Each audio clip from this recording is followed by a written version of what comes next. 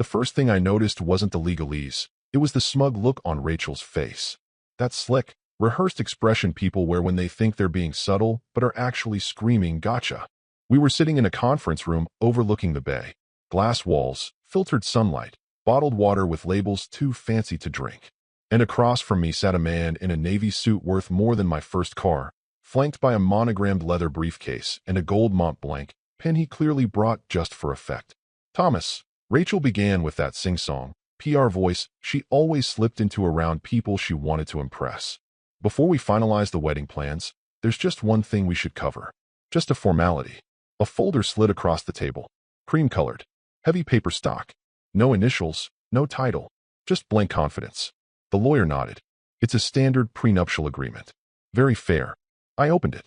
First page, fine. Definitions. Second page, not fine. A clause about separate property. Then another. Then 10 more. Each one delicately sewn to ensure Rachel's assets remained hers. Her condo, her brokerage accounts, her family legacy fund, read. A trust her uncle set up so she wouldn't blow her inheritance on handbags and quartz countertops.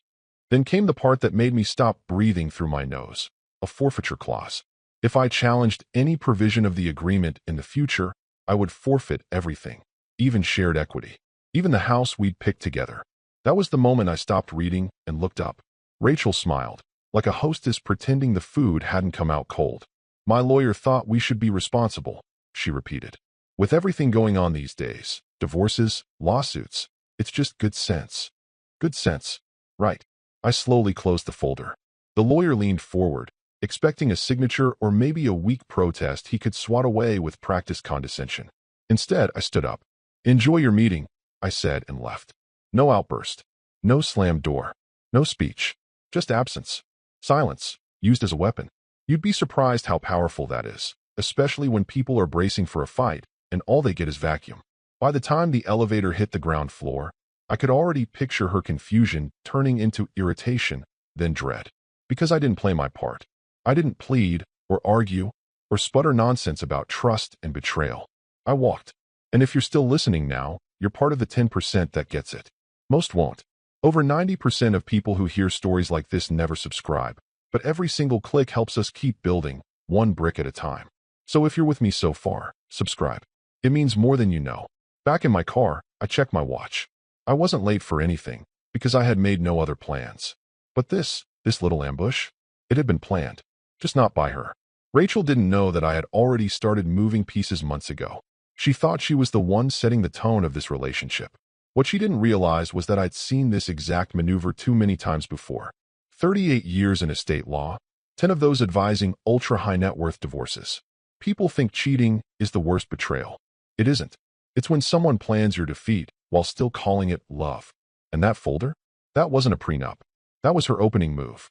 But I'd written the damn rulebook. The first 3 calls came less than 20 minutes after I stepped out of that office. I didn't answer. Didn't even look. I knew they were from her before the phone lit up. Rachel never used emojis. That's how I knew when she was serious. No winking faces, no hearts, just clipped sentences like polite gunfire. So I imagined the messages. Hey, can we talk? It wasn't meant to upset you. Please don't overreact. Let's be adults. Classic cleanup mode. Present the offense like a misunderstanding, then paint any backlash as irrational. I'd seen it 1,000 times in mediations. It was just a document. You're making this bigger than it is. She probably imagined I'd sulk for a few hours, then return with some compromise in hand. But the absence of a reaction is louder than any tantrum, especially to someone like Rachel, who thrives on controlling the narrative. By evening, my assistant forwarded me a message. Not the actual text, just her response. Per Mr. Eastman's request, I'm not authorized to relay personal messages from Ms. Abernathy. That must have stung. Rachel never liked going through underlings. She hated the idea that someone else had access to the gate. But that gate was now locked, and she had no key. I turned my phone off and spent the evening reorganizing a file cabinet. Not for necessity, just the comfort of order. My estate files were in 3 folders: active, archived, and contingency. I slid hers into the third. Not a dramatic gesture, just procedural. Meanwhile, Rachel was probably sitting in her penthouse kitchen, staring out at the skyline, telling herself I'd call by morning. Her lawyer, Alan, I think, would have reassured her. They always come back to the table when money's involved. He'd said it with that smug tone attorneys reserve for the less clever. Men like Alan didn't believe in consequences, just billable hours and leverage. But Alan didn't know what I knew. This wasn't about leverage anymore. It was about distance. Not the kind measured in miles, but the kind that makes someone you thought you knew feel like a stranger in their own mirror. Rachel called again. Twice the next day. I disabled voicemail. Her texts started stacking. She even left a comment under an old photo of us on some vineyard trip. Please call me. That was new. She'd never made a scene online before. Her curated image didn't allow for public begging. So I knew something was shifting. Not in me. In her. Because silence is only powerful if you're used to noise. And I'd gone quiet. Entirely. What she didn't know was that I wasn't punishing her. I was executing a plan. People always assume revenge is loud, explosive, full of yelling and slammed doors. But the most effective version looks exactly like indifference. Alan likely told her it was salvageable, that I was just upset, that emotions were high. But Alan was playing chess on a board he didn't realize I had built. From the wood, from the rules, from the damn floor under the table. Rachel still thought she was dealing with a man who'd been blindsided. But I hadn't blinked, hadn't flinched. Because you only flinch when you're caught off guard. And nothing about this surprised me. The only surprise was how fast she moved to secure herself. And how fast I moved to disappear from her version of the game. It started with a notification. Not a big one. Just a little account access restriction message that popped up while Rachel was reviewing her Chase private client dashboard. The Vineyard account, the one we discussed opening jointly for the acquisition of that little Sonoma plot, was grayed out. Frozen. Her first instinct was a glitch. She refreshed. Nothing. So she called. Her banker, Lena, a sharp ex-Wall Streeter with a soft voice and steel in her tone, picked up after 2 rings. Hi, Rachel, Lena said warmly. I was just about to call you, actually. That should have been her first red flag. About what? Rachel asked, breezy but already annoyed. Well, Lena continued. There's been a change to the access permissions on the Eastman Vine Trust account. It's now under restricted administration. We received a directive last week that all custodial control has been reassigned. Rachel blinked. Wait, what directive? From whom? Mr. Eastman's advisory office, Lena replied. He appointed an independent custodian and moved the account under a segregated trust structure. Rachel's voice shifted. That stiff, performative calm she used during investor meetings when the numbers didn't make sense. But we hadn't signed anything yet, she said. That account was just preliminary. Lena hesitated, just for a beat. He had full discretionary power as grantor. The instruments were signed 6 weeks ago, backdated into the trust system under provisional authority. Rachel's stomach flipped. She didn't say anything for a few seconds, just listened to the sound of her manicured fingers tapping against the marble countertop. Backdated. 6 weeks ago? That was before she even hinted at the prenup. Which meant this wasn't a reaction. It was a preemptive strike. She ended the call with a vague, thanks, I'll follow up, and walked over to the folder she'd stashed in her bedroom drawer. The one with the glossy vineyard brochure, the preliminary title reports, and the joint financing plan Thomas had reviewed over risotto 2 months ago.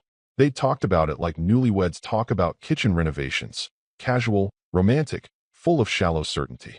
And now, that little account she thought was their shared dream project had become a locked box with no key. A ghost file under someone else's fingerprint. She called her attorney next. Alan sounded distracted. This isn't unusual, he mumbled. He's just trying to apply pressure. No, she snapped. This wasn't emotional. This was arranged. He set this up before I brought him the prenup. There was a silence on the line. A long one. Then Alan said something he probably thought sounded comforting. That just means he's a planner. You're still the fiancé. He wouldn't tank everything. But Rachel wasn't sure anymore. Not because Thomas had made a dramatic exit. He hadn't. But because everything after that exit was executed with such chilling precision. She'd expected sulking, maybe a cold shoulder. But not this. Not an operational shutdown. The worst part? She didn't know what else he had moved.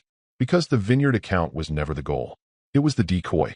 It gave her something to point at and say ours, while he quietly moved the real assets somewhere untouchable. She spent the next few hours combing through old emails, financial summaries, documents from their estate planning meetings, trying to piece together what she had assumed was mutual, but now realized had never really been shared. She couldn't shake the thought. What else did he prepare while smiling across the dinner table? Rachel wasn't just locked out of the Vineyard. She was locked out of the strategy. And that was more terrifying than losing any plot of land. Because land can be bought. But once you're removed from someone's future plans, you're not just an outsider. You're a liability. Alan loved theatrics. Always had. He was the kind of attorney who spoke in closing arguments, even if you were just ordering coffee. So when Rachel stormed into his office the next morning, furious and flustered, he listened with arms crossed, pacing slowly like he was building up to a final act. "This is classic overcompensation," he said, tapping his temple like some kind of courtroom philosopher. "He's upset you challenged his ego with that prenup, so he's scrambling to lock things down. We'll file an emergency injunction, freeze the estate until we can force disclosures." Rachel nodded, still rattled from the vineyard account debacle. She needed certainty. Control. Alan's cocky grin offered both, until it didn't. They filed the motion by noon, a thick packet of paper and posture, stamped with the weight of entitlement. A judge wouldn't even need to grant it right away. Even the filing would send a message. That was the idea.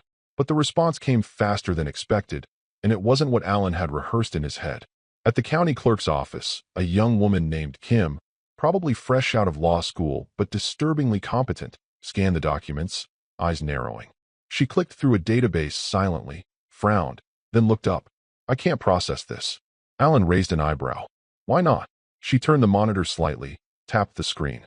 "The trust in question isn't under this court's jurisdiction anymore." "What?" Rachel said, leaning in. Kim cleared her throat. "It was reclassified under Federal Exemption 352B. Alan blinked. "That doesn't apply to privately held estates." "It does," Kim said. "If it was converted under sovereign shelter status and moved into multi-jurisdictional protective custody." Alan scoffed. "You're misreading it. Who signed off on that?" Kim didn't argue. She pulled up a scanned authorization document. "Mr. Thomas Eastman. 6 months ago." Rachel froze. 6 months. That was before the vineyard, before the proposal, before she even floated the idea of financial clarity between them. Kim kept scrolling. "Looks like the application was reviewed and cleared by a federal oversight board, plus 3 independent trustees, one of them from the Vermont Sovereign Asset Bureau." Alan's mouth opened slightly, but no sound came out. Rachel just stared. He had moved everything. Not in a panic. Not after their argument. Before. He had restructured the estate to exist outside of her reach, not just legally, but geographically. The jurisdictional map alone looked like a federal shell game. Part of it protected under charitable exemption in Montana, another part under an independent vineyard license registered through an LLC in British Columbia, and the rest sitting under a sovereign shelter park through a legal provision only about 6 people in the country even understood. Alan finally tried to regain footing.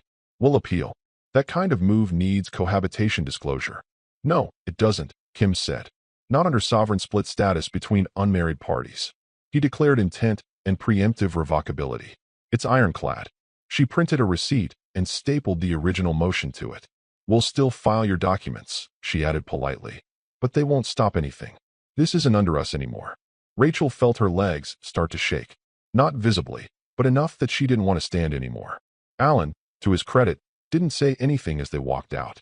But once they were in the car, he muttered it. "Jesus Christ, he beat us 6 months ago." Rachel didn't respond. She was already replaying every dinner conversation, every passive moment where Thomas nodded along to her ideas of prenups and asset management, letting her think she was steering the ship. But he'd already pulled the anchor, already charted another course, and she hadn't even seen it. This wasn't a defense. It was a preparation. And now she realized something far worse than betrayal. She had underestimated him. Not emotionally, strategically. And Thomas Eastman didn't just plan estates. He buried them. The envelope arrived without a courier, without tracking, without fanfare. Just a simple white rectangle, slipped through the slit of her luxury apartment's brass mail slot like it belonged there. No logo. No return address. But the weight of it, it felt expensive. Heavy, archival paper. Cotton blend. The kind of thing you only use when you're trying to send a message money can't carry. Rachel opened it without sitting down, peeling the flap with one perfectly manicured nail, expecting some sad attempt at groveling. A note, maybe. A plea. A veiled olive branch. But inside, there was only one item. A certified, notarized restatement of the Eastman Family Trust. 17 pages. Dated. Filed. Sealed. Her name was nowhere. Not in the main body. Not in the annex. Not even in the event of marriage contingency clause. Not even as a provisional beneficiary. Instead, 2 names stood in black ink, his older sister, Lorraine, who hadn't attended a single one of their engagement events, and a man named Malcolm R. Voss, whom Rachel had only heard Thomas refer to in passing as an old friend from the policy days. He was listed as legal executor, financial custodian, and designated fallback in the event of the grantor's incapacitation. There wasn't a single comma wasted on Rachel. She flipped the pages as if a name might fall out from between them. Nothing. The trust had been completely restated after his retirement. And every asset, real estate, securities, private equity shares, intellectual property, even a royalties clause from some obscure textbook he co-authored in the 90s, had been consolidated under a legal structure Rachel had never seen before. She called Alan. He picked up on the second ring. No trace of his usual courtroom swagger. "Did you know," she said, voice shaking, "that he filed the Eastman Trust under something called a sovereign land code exemption?" There was a long pause. Then Alan spoke, slow and clipped. "Yes, I found out about it after the injunction was denied. I've been reading up on it. And it's bulletproof." Her legs gave way. She sat on the edge of her bed, staring at the envelope in her hand like it might turn into a bomb. "He moved everything into a sovereign framework," Alan continued. "It's tied to legacy land code from a territorial act no longer on the books, but grandfathered in for prior government contractors. He probably qualified from his policy advisory years." "You're telling me I have no claim?"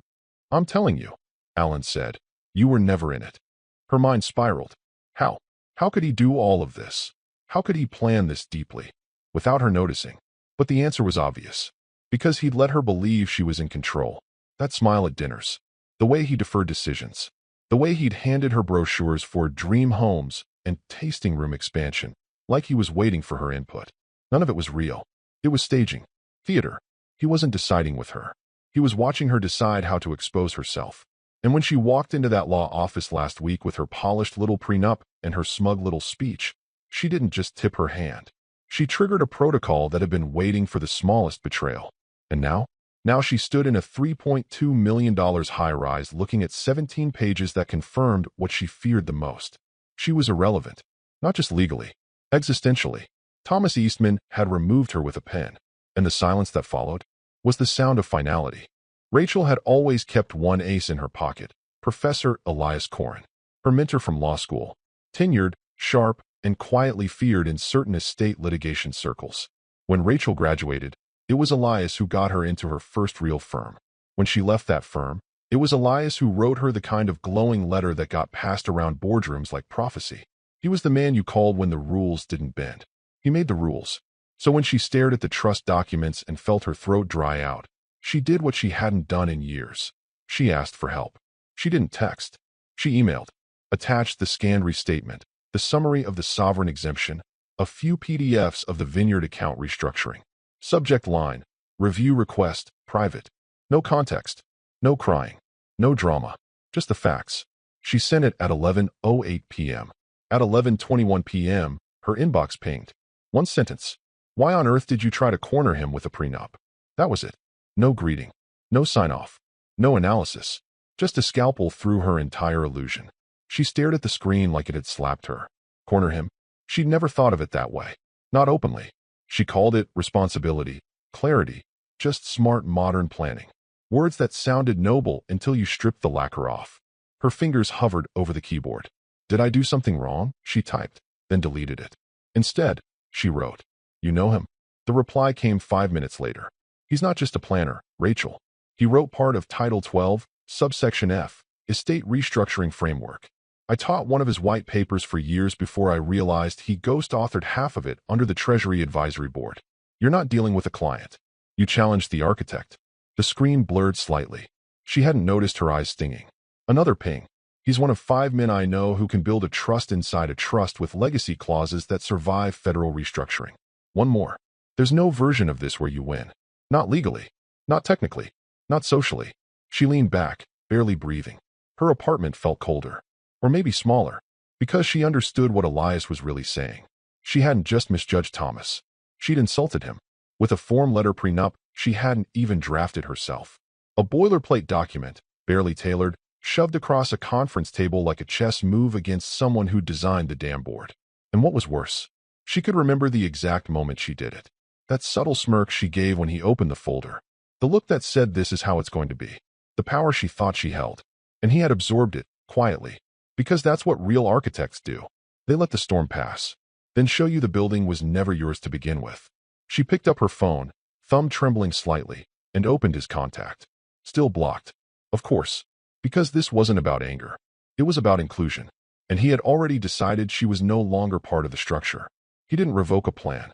He revoked her. Alan's office felt more like a bunker than a law firm that morning.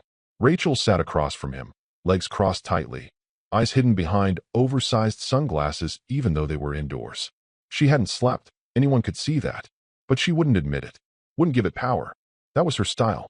Alan, on the other hand, looked like a man who just realized the bottom step wasn't there and was still falling in slow motion. We need to shift the narrative, he said, tapping a pen against a yellow legal pad, though he hadn't written a damn thing. Control the optics. Release a joint statement. Mutual respect, amicable dissolution, all that PR fluff. People don't care about facts, Rachel. They care about tone. Make it look like you two agreed to walk away. Make it boring. Rachel didn't answer.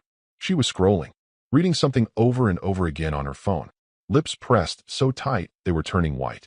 What? Alan finally asked. She turned the screen around and placed it on the desk. No sound. No fanfare. Just a headline from Estate and Equity Quarterly, a trade publication barely read by the general public but obsessively devoured in legal and financial circles. The headline: Revocable Trusts and Revocable People, a note from Thomas Eastman. Alan frowned. That's not even a wait. She zoomed in on the pull quote. I was recently reminded why some partnerships require full transparency before trust is offered. Fortunately, trust, legally speaking, remains revocable. Simple. No names. No timeline. No slander. Just implication. And it spread like gasoline under a lit match. Within hours, the note was reposted across legal subreddits, Twitter accounts run by estate advisors, and 3 different financial commentary newsletters. It had that awful, perfect balance of tone. Detached, professional, clinical, but deeply personal. The kind of thing that made every reader lean in and whisper to themselves, who did he write this about? Some already knew. Rachel's name wasn't printed anywhere. But it didn't have to be. Legal circles are small. Private wealth advisors are tighter than country club cliques. And when you're dealing with a man like Thomas, who had co-authored frameworks, advised senators, been the guy at those quiet, off-the-record symposiums, the story walked without needing to be pushed. It wasn't just a memo. It was a warning that he had seen something, documented it, and decided to disengage with full justification. And in their world, that's all it took. Rachel's LinkedIn inbox exploded, not with support, but with silence. The kind of unread messages that used to arrive daily suddenly stopped. No invites to panels. No replies from contacts she used to consider close. One firm quietly canceled her scheduled appearance at a women in finance luncheon. Optics, they said. Meanwhile, Thomas? He didn't tweet, didn't post follow-ups, didn't leak anything else. He didn't need to. He'd released a single, weaponized sentence into the bloodstream of his industry, and it was doing all the work. Alan rubbed his face. This wasn't about the prenup. This is legacy warfare. Rachel didn't look up, because deep down, she knew the most painful part. He hadn't attacked her. He'd simply withdrawn belief in her. Trust, offered once, was now revoked. And in their world, that meant exile. Not with shouting, but with silence so deliberate, it echoed louder than any press release her entire legal team could manufacture. The letter arrived with a wax seal, not red, not dramatic, but a soft gray with a clean impression of a tree ring. Thomas's old insignia.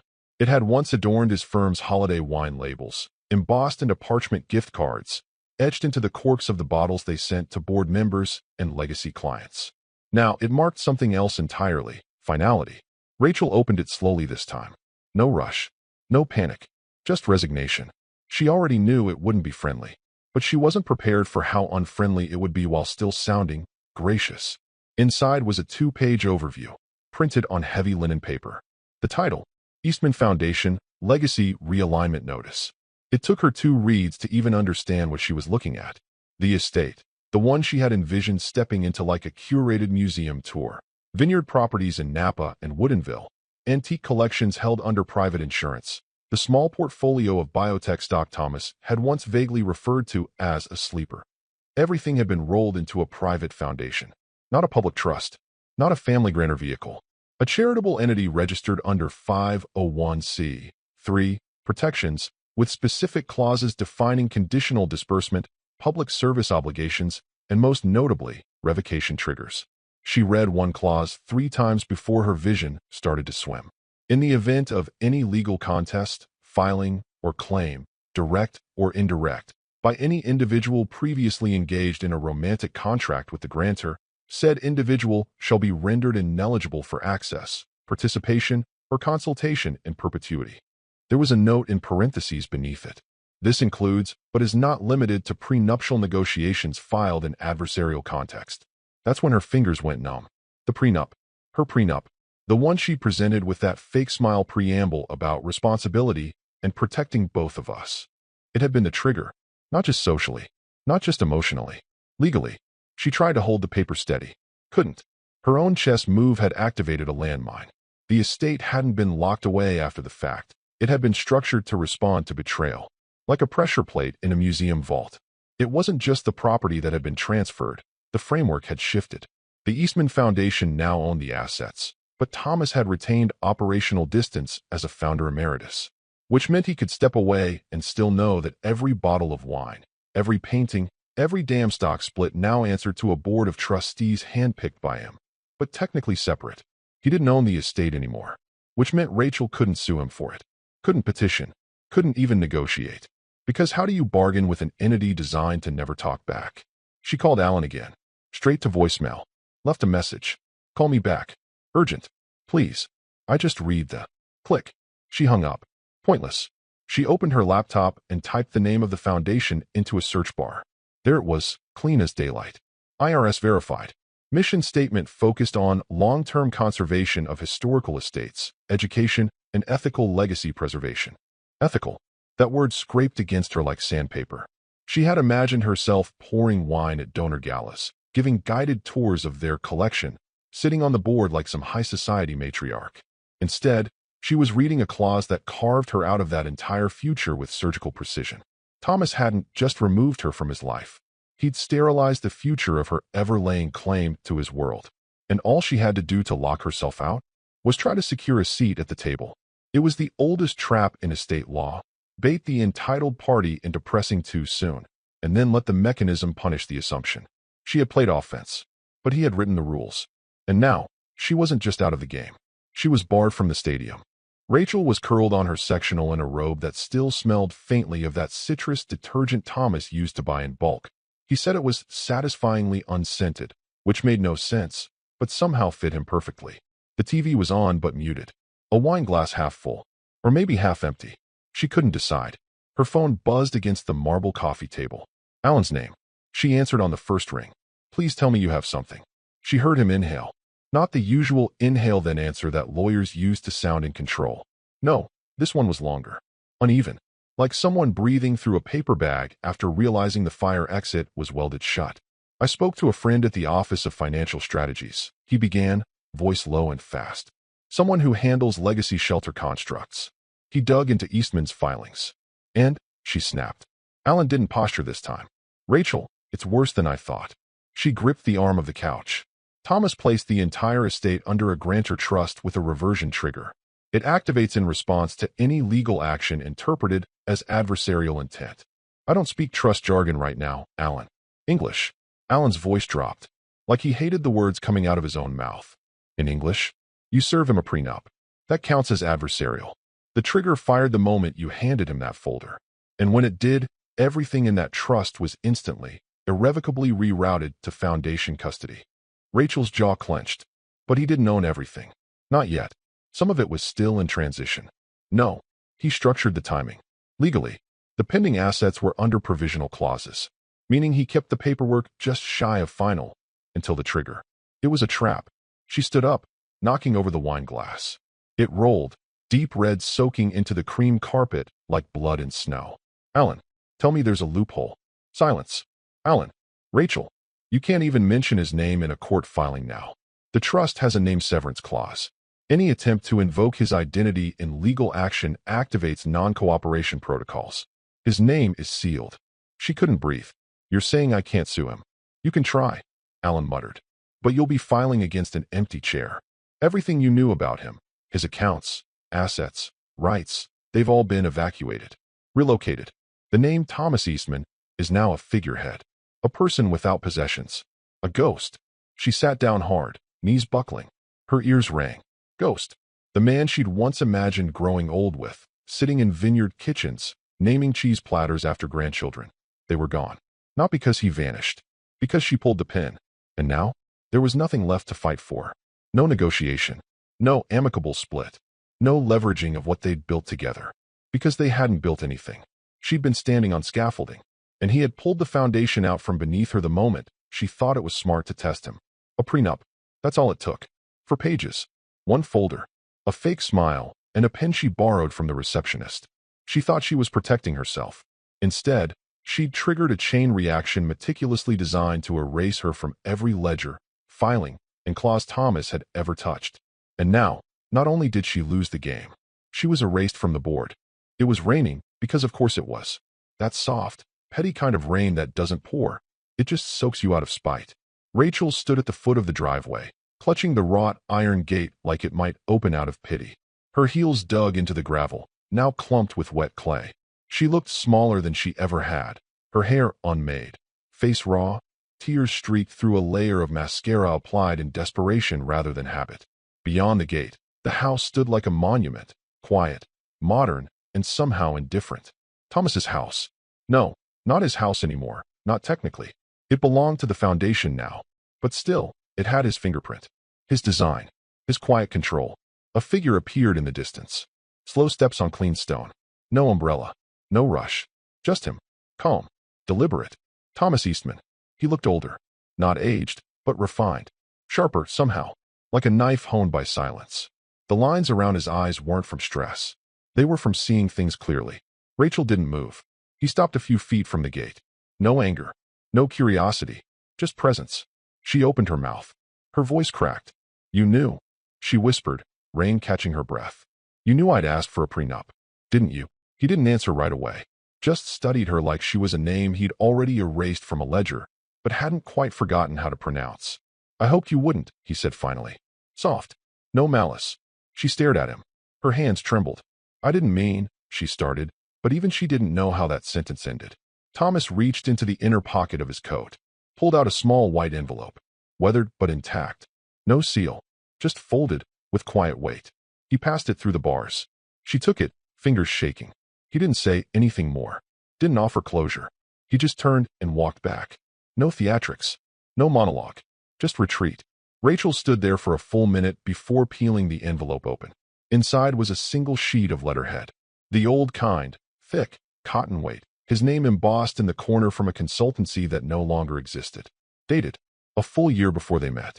Typed in the center, one line. If love ever becomes leverage, lock the vault. Signed beneath it. Thomas Eastman.